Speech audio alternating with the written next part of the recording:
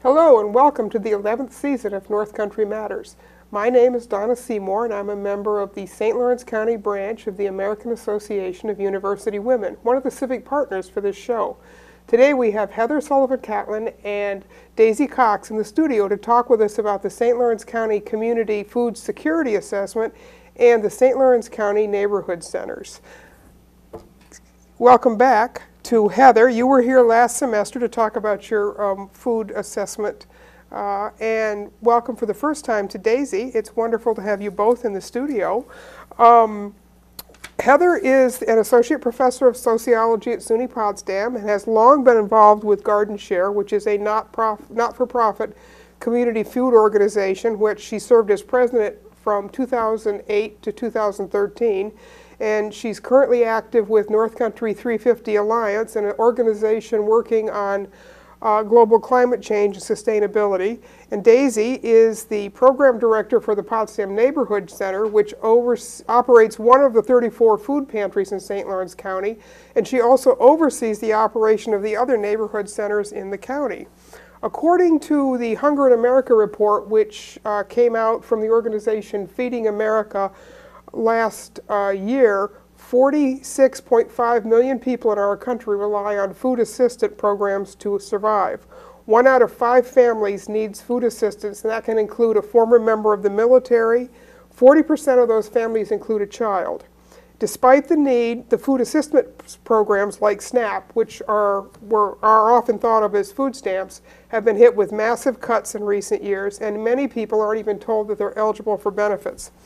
Heather, when you were on North Country Matters last fall, you took us through the St. Lawrence County Community Food Security Assessment, which examined the extent of hunger in the county, the barriers to food access, and the resources that are available for people. So one of the pieces of your report that we didn't have time to talk about then was an in-depth look you did at one community. So can you take us through that part of the report that you call Coping with Food Insecurity in Star Lake? What did you learn during the course of your study, and how does what is happening in Star Lake give us a picture of what's happening in lots of other communities here in St. Lawrence County? Absolutely. So the main countywide study gave us the big picture, but a lot of the people in St. Lawrence County, we are one of the largest geographically speaking counties east of the Mississippi, and one of the issues that we find in the community food security world is something called food deserts, where people live in zones, whether it be an inner city or a rural area, where they don't have access to affordable food or very easy access. So when we were doing the assessment of the county, I wanted to dig in a little deeper to an area that would be considered a food desert. So I held 2 focus groups, and the assessment was focused on low-income households in the county to try and get a better understanding, to flesh out the statistics that we had about St. Lawrence County being disproportionately poor, having a higher unemployment rate, having higher levels of food insecurity. And so I had 2 different groups. One was a group of folks who lived in a subsidized housing complex, and in order to qualify for living there, they generally had some sort of disability. And then the other group was recruited in general from the general population of the community of Star Lake, which is a very small community that is located a good 45 minutes to an hour from by car. It's kind of in the middle of nowhere. Exactly. From any really major population center in the region, and therefore groceries. Star Lake has a couple of little mom and pop, grocery store type convenience store places and a small IGA. But how I would characterize all of the folks who talked about their struggles with feeding themselves well, I came away with the impression really that this was a very resilient group of people, very community-minded, who were spending an awful lot of time working on provisioning food for themselves. trying to figure out how to get food more affordably, paying attention to sales, cutting coupons, being very strategic. Most of the folks tried to get most of their groceries at a large and especially discount stores like a Walmart or Buyers Club or even dollar stores in the communities of Potsdam and Watertown primarily, but also Gouverneur and Canton and Tupper Lake.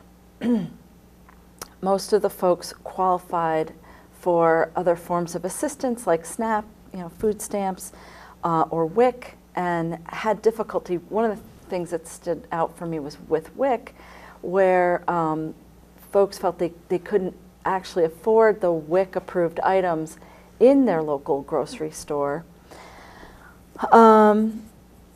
So people also had transportation barriers. So getting to these far-flung places was a significant problem. And we don't have a very good public transportation system in this county. There was a transportation possibility twice a week to Potsdam and Canton. But even that, people felt was difficult, especially the folks coping with disabilities, that it wasn't in town long enough for them to get their shopping done. They had difficulties carrying their groceries back on this transportation. So what a lot of people did was rely on friends and neighbors for rides, and many of them bundled these with visits to medical appointments, visits to relatives in nursing homes. And another coping strategy that people had was doing a lot for each other and for themselves. So some gardening, but one of the barriers that folks in the housing community had was not being allowed, technical barriers to being allowed to actually have a garden on site. Hunting and fishing, a lot of resilience there, and sharing. There were some really heartwarming tales of particular people that neighbors relied upon. This one woman in particular who cooked a lot. She liked to cook and bake and share with her neighbors. People were very interested in a farmer's market, but they didn't have one in Star Lake. The nearest would be in Tupper Lake.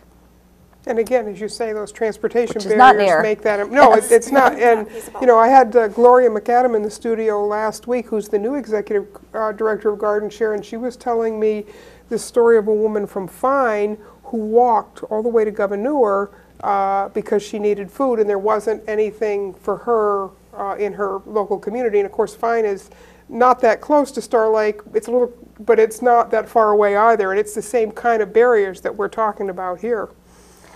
Yeah, actually, if I'm not mistaken, is Fine the town and Star Lake is like a hamlet? Yeah. But yeah, so yeah, I remember I heard that story too. Yeah, it's 28 miles. Yeah, walk. it's a terrible burden on people, and when you don't have any choices, you have to do those kinds of things. So it's not something that the rest of us think about all the time, is quite having that much trouble.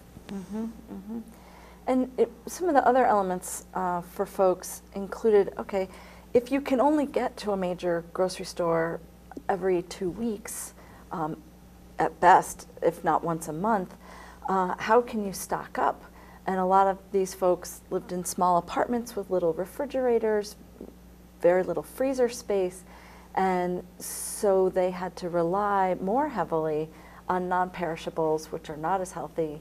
And this was something that people talked about being problematic for them as well. So there's also health implications, because this is not as healthy a diet as you would want under the best of conditions, and you add all these other factors in, and it's not a good picture for people, not at all.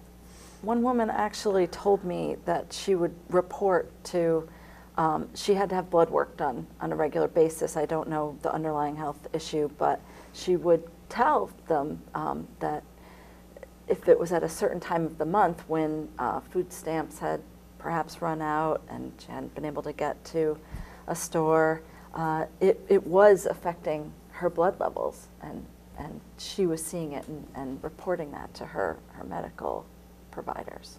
Mm-hmm. So that's one community that's particularly, it's a particularly difficult community because of distances and because of the fact that Star Lake there's not a lot of great jobs there to begin with, so it's a depressed area like much of the North Country is, but that's a particularly difficult community. Daisy, you direct the Potsdam Neighborhood Center, and you're also a Garden Share Committee member. The Neighborhood Center is one of several emergency food banks around St. Lawrence County. In addition, with help with food, you can also do referrals for crisis intervention, people in need of shelter, heat, and other essentials when that comes up. So Potsdam is not quite as in dire straits as a community as Star Lake is. So tell us what you're seeing on the ground in Potsdam every day, the people that you're serving and meeting, and what are their needs? Sure. So I have 3 different food assistance programs that I serve at the Potsdam Neighborhood Center, and I serve approximately 300 households with all 3 of them. One is an income eligibility-based program. It's a self-certifying program. It's the TFAP program, which is actually administered under the Department of Health and through the Food Bank of Central New York, which helps facilitate and trickle down that to the food pantries here in St. Lawrence County. So that is one particular area that I see a lot of people. Probably 270 households every single month come for that particular food package. Then in addition to that, I have an emergency food package, which is a 5-day supply of food. And I don't have income restrictions on that. That is for individuals who are extremely frustrated with the fact that they might be $10, $2, or $20 over the income eligibility for either my 30-day package or for the SNAP program. And those individuals are working really hard. They're really, really working hard, and they just feel like there's so many barriers in front of them. So that program, I serve approximately 23 households per month with that. And individuals can come to me for that 3 to 4 times per year. And if I know that there's something really bad going on, I can increase that with some discretion. And then in addition to that, I also do a Food Sense program, which is a food purchasing cooperative buying type program, which is also administered under the Food Bank of Central New York. That has no geographical boundaries, that has no income guidelines, that anybody can go ahead and participate with. And that's a $15 to $20 package. You buy it at $15.50, but then it's valued at $25, $30 for the package. So it's a way to kind of double your food income with a smaller amount of money up front. Without a doubt. And that I actually see a very interesting demographic with, because there are no income qualifications, and because it's an empowering program, it's not going to a food pantry per se. It's making a purchase, a dignified purchase of that food. So I've seen a lot of people with actually what we would consider to be good incomes, but they need to save money because they're feeling the crunch as well. And I think that that's the story of what we're really seeing a lot of, is that people are struggling, whether they be on a fixed income, whether they be technically from the low income as qualified by Health and Human Services with guidelines, et cetera, or whether they are a lot of Americans who don't qualify in that category. People who are struggling, people who are working hard jobs, 40 hours a week, yes, at minimum wage. But minimum wage is not enough to live on. No, that is not a living wage. That is not a living wage. And food is not something that you get a bill for in the mail. You don't get a collector calling you on a phone. So what happens is the cost of living, the cost for shelter, for maintaining that shelter, for the transportation costs, for the utility costs. Right now is a very expensive time of year. Catch up with people. And what happens? Something has to give. And something has to give. Right. So what should not be considered a flexible spending expense has become a flexible spending expense. So collectively, our neighborhood centers see approximately 1,200 households in all sorts of different areas looking for that food assistance. Now, where are the actual neighborhood centers in St. Lawrence County? Sure. So we have the one in Potsdam, we have the one in Messina, we have the one in Ogdensburg, we have one in Gouverneur, we have one in Canton, and then we have a part-time, smaller one that does outreach over in Parishville, Colton, and Pierpont. So that covers the major communities in the county, but they don't cover the kinds of places like Star Lake that we're talking about here, with the real food desert places where somebody would come to one of those major communities to go to a real grocery store. Well, I could see where you would think that because of the name of the townships. However, that's not the case. We serve every single street in St. Lawrence County. It's just that we have defined geographical regions for the purposes of grants that we write. So yes, the Gouverneur Neighborhood Center does serve the Star Lake Center, which is how I got you connected with Star Lake, with the housing complex up there. Our neighborhood center goes up there once a month to provide outreach to the community out there, and we'll bring up food as well to that. So that helps on one day of the month that it deals with the transportation issue. Because our neighborhood centers, we have one paid staff person, and we would love to be octopuses and be in every little nook and cranny to be able to provide services where it's definitely needed the most. But the reality is that we're finite. So. Right, and again, as Heather pointed out, the geographical barriers in this county are astounding when you talk about distances alone. This is a statistic that just came out very recently. For the first time in at least 50 years, 50% of all the public school kids in America are considered to be in poverty based on some of the indicators that the federal government takes care of. So there's 34 separate food pantries in the county. Not all of them are neighborhood centers. Can you tell us a little bit about the kinds of other food pantries that are available that don't fall under the food neighborhood centers? The neighborhood centers, right? Okay. So there are a lot of people who are compassionate people who see a need, and they step up to the plate by providing food packages. But they are in varying different degrees, because a lot of times they tend to be volunteer oriented. So it's what somebody has the capacity to do on a volunteer level. New York State ranks 52nd behind all the other states in Washington, D.C. with volunteerisms. So we see that they struggle sometimes with being able to, they might offer on-call hours. They might operate out of somebody's home. That's not to say that all of the other 34 food pantries in St. Lawrence County operate like that. There's wide varying degrees. There are others that are equally as open 5 days a week during those hours. Some are church-based. Some are church-based, some are grant-funded, some are just, like I said, genuine volunteers. But it's a real patchwork quilt, isn't it? It is. It is. And in some ways, that's a really, really good thing, because I operate from 8 until 12, 1 until 3. If I get the call from Reach Out, will I respond? Without a doubt. But if I'm not available to, I'm really grateful to that volunteer organization that can fit that need at that point in time. Right.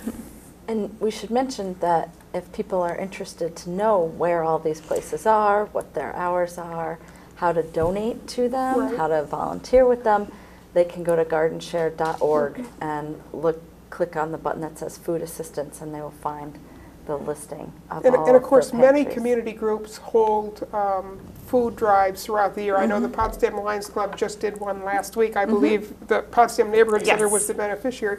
Heather, one of the things we understand about the food pantries is that they help to meet an immediate need, but they don't address the long-term problems that people find themselves in these situations, often because, as Daisy says, they're working 1 or 2 full-time low-income jobs, they aren't generating enough income to meet all of their own expenses. And you know, at this time of year, when it's a choice between keeping the heat going or maybe putting fresh food on the table, the heat has to come first. It's a bigger immediate need.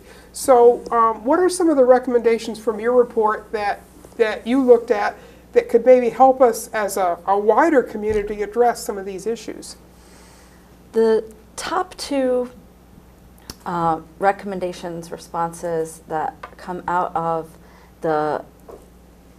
both the scholarly community who are looking into poverty and hunger, as well as the nonprofit advocacy, policy-oriented community. The top two things that they recommend: number one, we need to increase minimum wage. We need to have living wages in this country. And we have seen some movement in this direction, particularly recently, though how that rolls out can affect people, and we need to be aware of that and find ways to mitigate that as well. But the second one is to increase the strength of the social safety net. We have SNAP, which is the Supplemental Nutrition Assistance Program, which was food stamps. And that is an entitlement program, but it is constantly being pecked at and looking, Congress in its last food bill undermines it, finds ways to reduce people's eligibility for that and so on. There's a whole host of other programs. Daisy described some of them and mentioned them. All of them need greater support and funding, and people need more help getting to them. So a really wonderful program and success story is the free and reduced school lunch and breakfast program. But huge numbers of people who are eligible for them are not receiving those benefits. And then what happens during summer vacation? What happens during the holidays? Lots of wonderful community-minded volunteer folks have created programs like the backpacks that some of our local schools are sending kids home with on the weekend and on vacations. But all of these programs need greater support. The majority of people who are food insecure in our society are children. They are disabled people. They are not people who can go out and provide their own income to buy food in the socially approved ways. We also need to improve access for people to the community-based food solutions like the farmers markets. And we do see some neat programs coming out increasing the value of food stamps, SNAP, at farmers markets and things like that. And then we need to support the entities who are doing the advocacy and policy work. So our food banks across the country, including our regional one in Syracuse, the Food Bank of Central New York, have people who are working on the policy side, working on the root causes of these issues. And we also, in New York State, we have the Hunger Action Network of New York State, which is doing wonderful work in that area. Nationally, we have Feeding America, which you mentioned. They all have websites. They all have more information and need support. Right. Daisy, in our last couple of minutes here, I wanted to chat with you for a minute. I noticed in the paper very recently that the Potsdam Neighborhood Center is collaborating with Canton-Potsdam Hospital and the Potsdam Rescue Squad in a pilot outreach program to assist people with free screenings and health information. Now, this is something that is brand new, correct? Yeah, this has been, I'm so glad that you noticed that, because this has been something that's been stewing for years. And it kind of just recently came to fruition. I was approached by Deborah Chase Lother, who also had the same exact idea. Why can't we go ahead and partner and see what we can do? And I was just thinking, holy cow, what are the ways that we can quantify and show success measures with nutrition education, with better the products that are offered in the food pantries, when we are allowing people to make choices that are based on their own dietary needs, wouldn't that be fantastic? So yeah, we did that for the first time just a couple of weeks ago. We'll be doing it again. I believe it'll probably be April 2nd, and we had a good turnout for that. We had over 20 households, and I look forward to doing it not only just in Potsdam, but also branching out to Canton, to some of our others, especially Colton, Pierpont, Parishville. Expanding these programs. Without a doubt,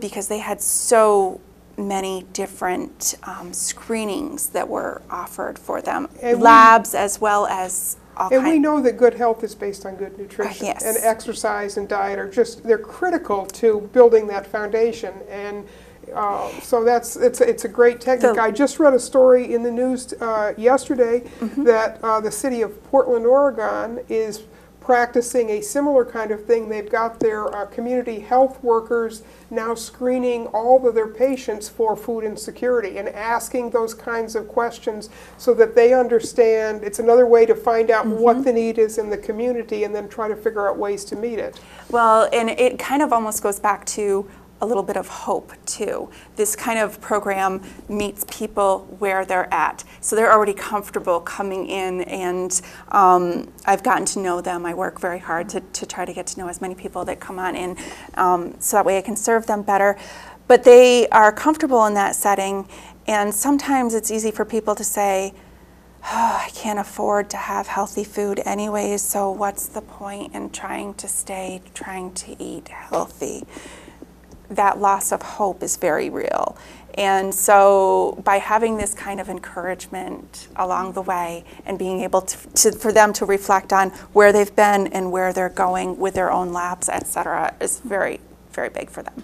And to have community organizations like this being willing to meet them halfway is so critical to building that sense of community that helps us to overcome all of these big societal issues. We have to kind of solve them on a community by community basis. Yes. So that's what's so great about these kinds of programs and the work that you're doing to actually help us all understand what the problems look like in the first place on the ground here. So that's great. Well, as is always the case, ladies, we have really filled our half hour with lots of good information, and I appreciate you both coming in, and there's plenty of work to be done in these areas and on these issues, so we'll look for you to come back and talk about this some more with us another time. Thank you. Thank you. Our time is up. Thank you for watching. These conversations are a production of North Country Matters, produced here in the studios of WCKN on the campus of Clarkson University. This show is a civic collaboration between the St. Lawrence County branch of the American Association of University Women, the St. Lawrence County League of Women Voters, and the Communication and Media Department here at Clarkson University. Until next time, remember, our North Country matters.